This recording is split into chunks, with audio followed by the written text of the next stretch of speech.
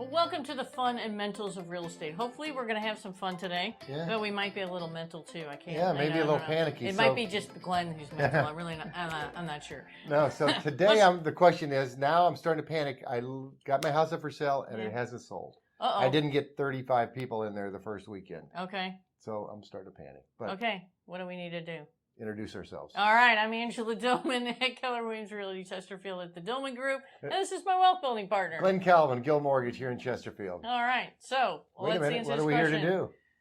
We are here to talk about if your house. No. Oh no, we're here to help you live your dream lifestyle While building wealth and leaving legacies that matter. Thank you, Can't Glenn. forget that. Thank you, Glenn. All right, super good. All right, so your house isn't selling. What do you do? All right, so Panic. all right, what? No. Moving is in the top 5 stressors of life. It's so I emotional. can't say that it's not. Yes. It is very Right. emotional. We were just talking about that earlier today. Buyer, seller, doesn't matter. Emotions are very high. And agents can have very high emotion too. If you have a good agent, they'll be calm and introduce the calming influence because they've been through this before. Right. They've experienced the pitfalls. They understand how to negotiate it. It's okay, I got you. And if you don't have an agent like that and they're as upset or emotional as you are, I don't know what I feel bad for you. That's all I'm going to say because that's so much. You're so true. It is so emotional. It is. And it's usually my biggest investment. Yes.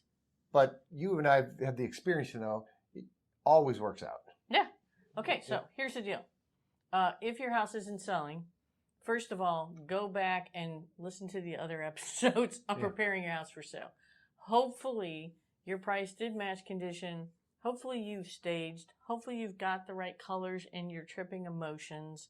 Get feedback from the showings you have had. That's number one. And listen to the feedback.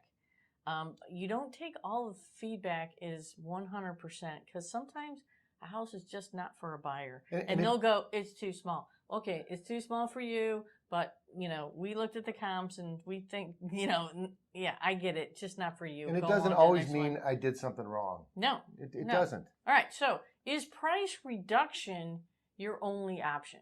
It is an option.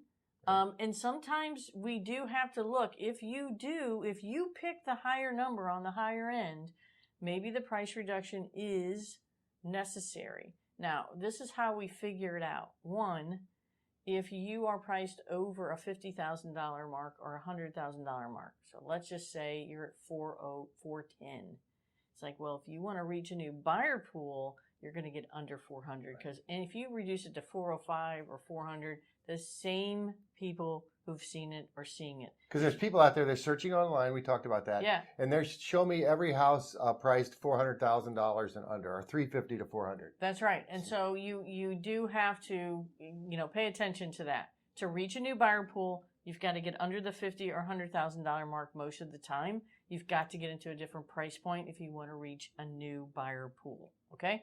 So that's super important there. So if you did pick the higher end of the pricing, get yourself just down. I did this for a guy who had himself at 415, and I'm like, I'm telling you, if we get to 395, where I originally recommended, you're going to drive this price back up. 395, got a 410. Now, they weren't willing to pay the 410 when it was at 410 or 415, right? Yeah. But when they're at 395, we had multiple offers, and again, it went right back up. So sometimes the price reduction creates the bid war because every house sells for the right price. So sometimes the price reduction is necessary. Other times, you're like, man, we've looked at the comps. The price is really good on it. Are there other things you can do? So, well, also, did the market shift a little? Did the interest rates go up over the last 2 weeks? Did that is there a holiday? Right. Was there a monsoon like we just went through? I mean, the market is the market. Right. Yeah. So we're going to look at a lot of things, but the one thing we do, I'll pick up the phone and I'll call Glenn.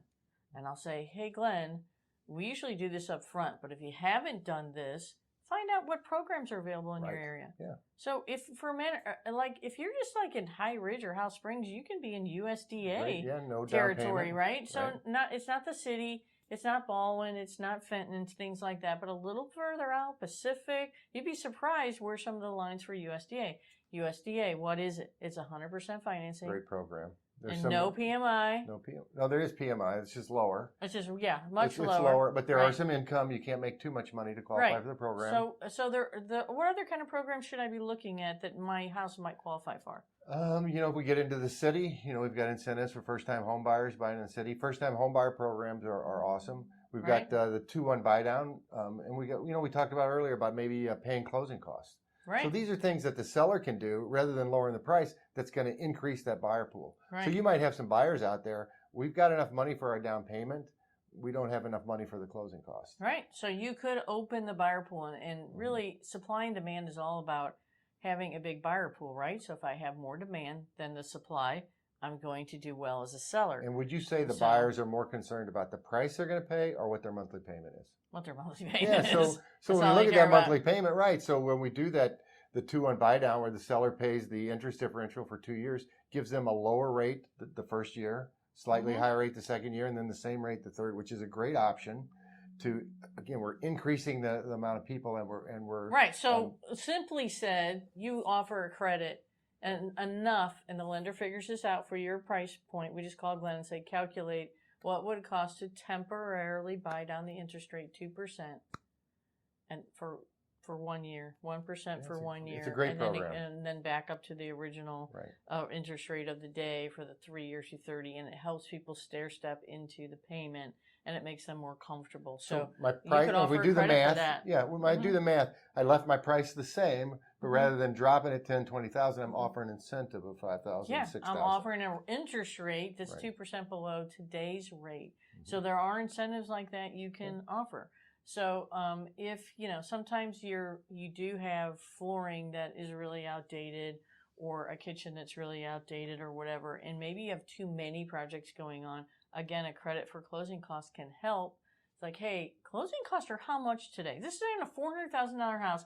How much do I need between homeowners, title insurance, right? Appraisal, paying the lender to do his job, all these things. What are the closing costs running me? Depending on the taxes, we're going to say, and where the property is located, anywhere from $7,000 to $10,000. $7,000 to $10,000. Now that's how not much just it's costing. Fees, but that's money for your escrow, your taxes, the interim interest, appraisal, I said, your title. first year's homeowners, all these things you got to pay. And so this is high compared to what it just was 5 and 10 years ago. I mean, it used to be $3,500 to $5,000, and then it was like, well, it's $5,000 to $7,000, and now it's $7,000 to $10,000. It shouldn't surprise you. The cost of living doubles every 20 years. That's why you need to be invested in real estate to keep up with this crazy world. But because closing costs are so high, it's a great you have a great opportunity to offer a credit to pay it. So then instead of replacing the floor, which is always really kind of better to do, but if you can't do it, it's like, hey, I'll pay $7,000 to $10,000, and you can take that money, Mr. Buyer, that you do have, and put it to the flooring as soon as you move in. So that helps. We did this one time. We had older systems. We had a new roof, but we had older furnace, old AC, all the things, and people wanted to remodel the house. It was clean. The colors were great, but I knew it had one too many things going on. So right up front, we got a price on HVAC and said, hey, we'll have this replaced for you prior to closing. You get an offer. The buyer gets their loan. All their inspections are done. All the contingencies are done. You're twiddling your thumbs to closing. The furnace guy comes in. He puts in the new HVAC system, and you close 2 days later. You pay it out of you let the house pay for it. Pay for it out of the sale proceeds of the house at closing on the statement. Never pull a dime out of your pocket. And that can be the incentive that you need. If you have all older systems, there are strategies to overcome this without having to do it up front. Does that make sense? It makes plenty of sense. And again, going back to, I think, 2 podcasts ago, why I wouldn't want to even begin to try and do this all myself.